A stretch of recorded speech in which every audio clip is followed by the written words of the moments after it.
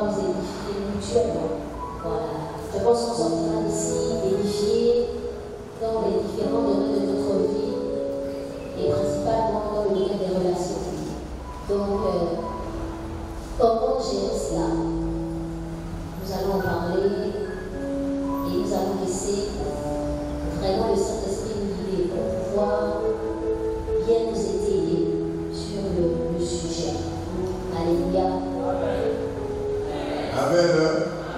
Alors, nous déclarons ce débat ouvert. Vraiment, tous les coups sont fermés. Nous sommes désormais sur les rives. Malheureusement pour la sœur Maria. Pas parce qu'on retrouve le Seigneur quand même ensemble. On sera ensemble à la fin. Amen. Mais là, d'abord, le débat est ouvert.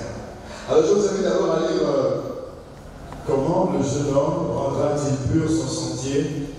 La réponse est donnée en se dirigeant d'après ta parole. Verset 10. Je te cherche de tout mon cœur. Je te cherche de tout mon cœur. Ne me laisse pas égarer loin de tes commandements. Je te cherche de tout mon cœur. Ne me laisse pas égarer loin de tes commandements. Ce débat n'est pas pour faire du mal à quelqu'un. Ce débat est pour que les uns et les autres ne soient plus égarés.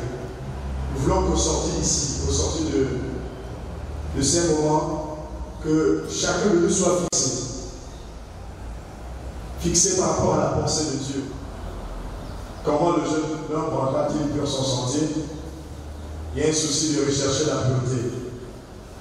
Et je crois que si nous sommes là, c'est parce que chacun veut diriger sa vie dans le sens de la volonté de Dieu. Première question, bonsoir à tous. Bonsoir. Lorsque je suis amoureux d'une sœur et j'apprends dans les coulisses qu'un frère a déjà demandé la main et qu'elle n'a toujours pas donné de réponse, que devrait être mon attitude? Devrais-je attendre ou foncer? Le seul conseil que je pourrais donner aux frères, c'est de continuer à chercher sa route. Plus ou moins encore aller chez notre soeur, parce que j'ai tout plus de sérieux. Un frère te demande. D'accord, merci. Si un frère t'a demandé la main, c'est à toi de prendre conscience. N'aie pas attendre 1 an, 2 ans pour réfléchir.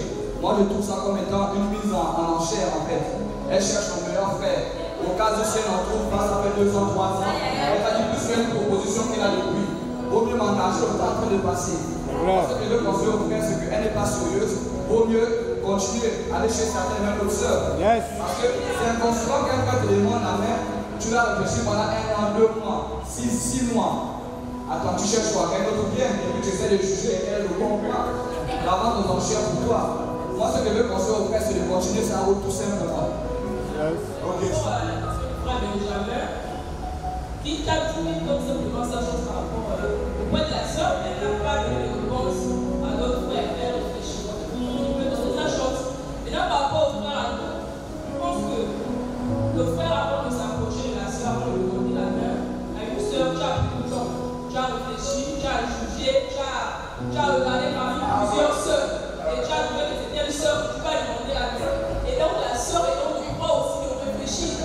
J'attends, est-ce que c'est pour attendre? J'attends Benjamin, je réfléchis, c'est dans mon droit. Je peux penser que vous me dites oui, parce qu'elle devait me demander la main, je suis désolée. Par rapport à la question du frère, il a le droit de foncer. Moi, en tout cas, j'aurais foncé. Maintenant, par rapport à ce que Albon dit, je suis un peu d'accord. Pourquoi? Parce que quand quelqu'un vient te demander la main, la personne veut être avec toi. Tu as le droit de réfléchir, d'accord, mais pas pendant longtemps, parce que le cœur de l'autre est en souffrance. À un moment donné, tu attends 1 an, 2 ans, ça devient plus sérieux. Merci ma soeur. 1 an, 2 ans, c'est trop. C'est au garçon aussi quelque part, c'est la méthode sur deux. On ne peut pas dire 1 an, 2 ans, mais au moins, laisser du temps à la soeur, laisser le temps de réfléchir. Combien de mois? Combien d'années? Et pas de quoi? De qui? Et pourquoi? Comment? Au moment où je te parle, elle te parle. Est-ce que Dieu prend du temps pour parler? C'est parce que Dieu t'a parlé. Hein? Et c'est quand tu viens me demander la main, c'est parce que Dieu t'a parlé. Bon, Encore là, il faut le définir ça. Mais donc, quand tu demandes du temps, c'est pourquoi? Quand tu demandes du temps, c'est pourquoi?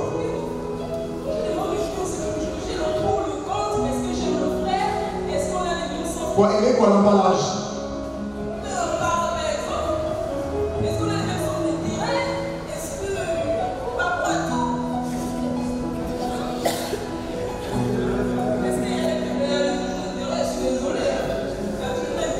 Donc un amour de l'intérêt.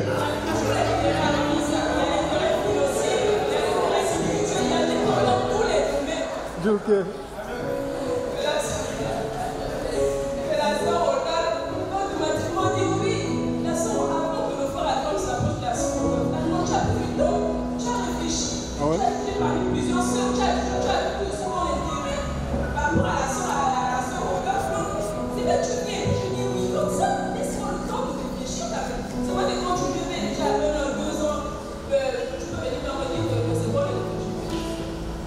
D'accord. Par rapport à la question du frère, elle me fait penser à l'histoire de Boaz et de Ruth. Les deux vont avoir des sentiments communs. Mais Boaz va, pour ne pas frustrer Celui qui a fait le droit de rachat. celui qui a fait le droit de rachat, va d'abord faire la démarche vers lui. Ouais. Pour faire les choses bien, justement. Dans le cas du frère, c'est vrai que ça va être maladroit pour lui d'aller vers le frère et de lui poser la question où est-ce qu'on est en état de démarche avec la soeur, puisqu'on n'a pas eu l'information de façon officielle. Ce qu'il pourrait peut-être faire, c'est d'aller vers la soeur et de dire moi, ma part, voici mes intentions, voici quelles sont mes intentions. À elle d'aller prendre aussi le temps qu'il faudra pour qu'elle réfléchisse et avoir des éléments de comparaison. Voilà, j'ai le pour et le contre, etc. Et puis c'est ça. Maintenant, pour la question du temps, c'est quand même une question assez sérieuse. On parle d'un engagement pour la vie, ne déterminons pas le temps de réflexion. On recherche la face de Dieu pour.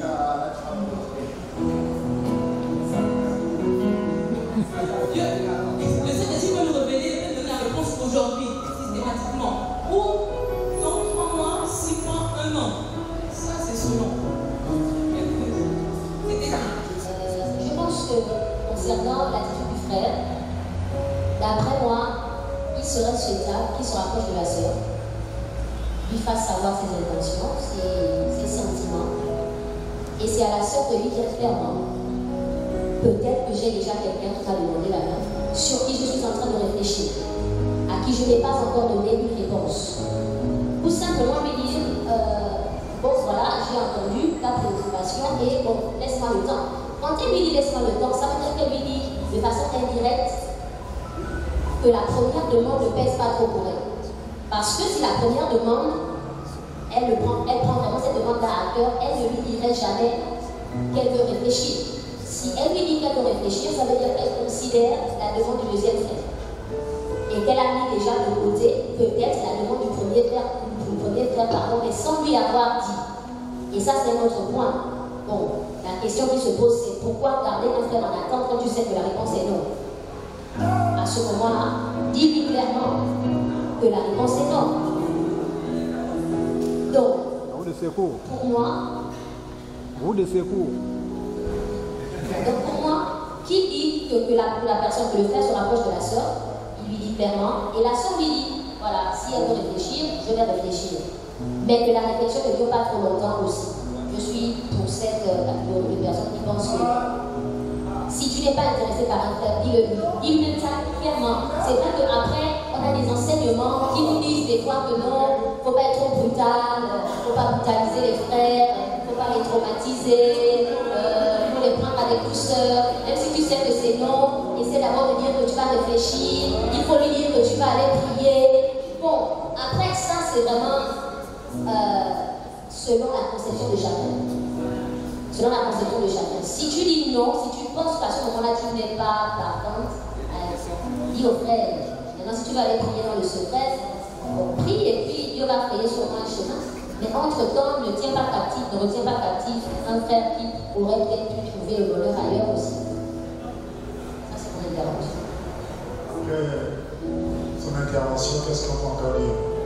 Si c'est né, mon frère, fonce. Mon frère, fonce. Le contexte de Boaz, c'est un contexte assez différent. Il connaissait qu'il y avait quelqu'un qui avait un droit de rachat. Il fallait toute une diplomatie avant de présenter sa demande à Ruth, c'est ça? Oui, à Ruth. Mais là, c'est différent. Si le frère et moi, on est assez proches, comme exemple Benjamin et moi, je sais qu'il a mis la main à la sœur Didier. On pouvait rester sur les frères. Et on est assez proches. Assurément, à cause de proximité, entre hommes ça parle, comme entre femmes ça parle. Je dirais à quel niveau là-bas. Mais je te cache pas, moi je crois que je suis aussi intéressé. Oh, tu me ça ne fait pas ça. Non, tu blagues. Non, bon, ça va. Bon, continue. Ah, c'est un peu comme ça que l'on parle, hein? Oui. Enfin, on est intéressé par le dossier. Mais tu préfères ne rien faire parce que ton frère est déjà là. Donc, quand on est proche, on peut encore s'entendre. Mais il y a certains là, malgré la proximité, hein, le bonheur. Et c'est là où les gars se divisent pendant un temps. Et plus tard, comme les choses de Dieu, quand Dieu est dedans, on finit toujours par se réconcilier. Voilà, donc je crois que quand on est proche, discute comme avec ton ami, avec ton frère, parler. Ne va pas comme ça, qu'il n'apprenne pas ça de la sœur. Ça fera mal. Ça fera mal que j'apprenne que mon type le plus proche, il sait que je mets la main à la sœur Pastel ou Pestel. Et puis, la sœur me dit, mais ton ami là, il y a des bandits, hein. Il me dit qu'il est amoureux de moi. Ça me fera mal. Et si le frère m'aurait averti, non, il est libre, c'est un homme. Il m'en a parlé. Donc, à toi de le voir, hein. Moi, je crois que c'est comme ça, sauf si quelqu'un d'autre point de vue, mais pour ma part, lorsqu'on est proche, quand même, il faut parler à ton frère. Mais on se connaît quand on n'est pas proche. Attends, je pas de ma chance. Amen, hein? Amen. De toutes les façons, tu n'as pas fait un communiqué à l'église, ne touchez plus, c'est ma propriété privée. On ne vous a pas présenté en pleine assemblée. Alléluia. Amen. Donc, je peux encore foncer. Mais à cause de la proximité, je peux être ralenti. Voilà, moi je crois que c'est ça, sauf si. Pour répondre à cette question, je reviens à la deuxième, je passe d'abord à la deuxième question qui était combien de temps ça doit durer pour dire oui à la personne. Il faut savoir d'abord ce que l'on peut prendre comme engagement. C'est un engagement sacré, c'est un engagement pour la vie. Quand un frère vient vers toi, et moi je dis au frère, avant d'aller vers la sœur, prends d'abord ton temps de prier. Parce qu'au fait, généralement, nous pensons que, moi j'ai toujours dit, le mariage a une portée divine. On peut tout dire, on peut tout penser, mais le mariage a d'abord une portée divine. La Bible dit, dans le Seigneur, il n'y a pas des hommes sans femmes, comme il n'y a pas de femmes sans hommes. C'est-à-dire que Dieu, dans la prédestiné une personne, il a déjà prévu quelqu'un. Pour toi, il a déjà prévu quelqu'un qui sera avec toi. Et qu'est-ce que nous voulons faire? Quand nous venons demander à Dieu de nous guider, c'est pour dire, Seigneur, je veux rentrer dans ton plan de salut pour mon mariage. Parce que ce n'est pas toute femme que l'on voit qui est une femme impulsée, même si c'est une soeur. Ce n'est pas tout homme que l'on voit qui est l'homme impulsé, même si c'est un frère. Ça veut dire que tu peux épouser quelqu'un, mais si cette personne-là ne rentre pas vraiment dans le plan de Dieu pour toi, tu risques de regretter cela. Et je pensais que c'était... Voilà pourquoi, puisque nous-mêmes, nous n'avons pas porté le vrai choix sur les personnes, sur la personne avec qui je veux passer toute ma vie, nous recourons à Dieu qui connaît notre destinée. Ce Dieu qui dit, je connais les projets que je formé sur toi, projets de bonheur et non de malheur, pour te donner un avenir et l'espérance. C'est-à-dire que Dieu a un projet qu'il a conçu pour toi. Quand tu recours d'abord à Dieu, c'est pour dire, Seigneur, guide-moi, Seigneur, j'ai l'âge, je veux m'engager, je ne veux pas aller seul. Je ne veux pas faire un choix par rapport à mon regard. Je ne veux pas porter un choix par rapport à ce que moi je vois. Mais au-delà de ce que moi je vois, toi tu sondes les cœurs, tu connais le cœur de la personne. Seigneur, je voudrais que tu m'accompagnes, que tu sois avec moi. Quand tu pries comme ça, tu demandes la main de Dieu dans ce que tu es en train de vouloir faire. Et quand tu y vas, si ce n'est pas la volonté de Dieu, tu verras que déjà les choses vont se dessiner dès le début. Les sœurs qui tirent les choses dans leur cœur, non, je vais réfléchir d'abord, attends, tout ça. Frère, c'est vrai, les sœurs veulent aussi des fois un peu de petites caprices. Mais généralement, tu verras qu'au bout du compte, la sœur, en fait, elle n'a pas cette conviction-là. Parce que tout ce qui n'est pas pour lui une conviction, c'est un péché. Même quand la sœur, le frère vient vers toi, c'est vrai de lui, en tout cas, d'accord, merci pour ce que tu m'as dit, mais laisse-moi le temps de chercher la grâce de Dieu. Si c'est Dieu, d'accord. Okay. C'est vrai, Dieu ne va pas t'imposer l'amour. Mais si Dieu est dedans, puisque Dieu approuve cela, Dieu fera naître même les sentiments. Et ce qui fera que quand tu sens que tu as cette conviction du Seigneur, mais comment savoir que c'est Dieu? C'est ça la question. Est-ce que Dieu va sortir comme ça? Il va me parler par une voix audible? Est-ce qu'il va me parler par un rêve, par un songe, tout ça? Donc au fait, Dieu d'abord va déposer la conviction dans ton cœur. Et tu verras dans ton cœur certains signaux que l'Esprit de Dieu te donne. Parce que l'Esprit de Dieu, si tu es un enfant de l'Esprit de Dieu, va te donner des certitudes de conviction.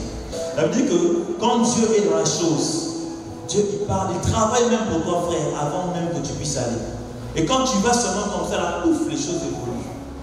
Mais quand la soeur prend du temps, elle dit non, je veux réfléchir. Quand tu commences à supplier, tu commences, et puis elle est là, non, laisse-moi d'abord le temps, je veux réfléchir, non, laisse-moi le temps. Ça dit que la soeur, elle est en train de vouloir peut-être chercher à vouloir faire un choix qui viendrait peut-être seulement de son cœur, mais il n'y a vraiment pas Dieu qui est dedans.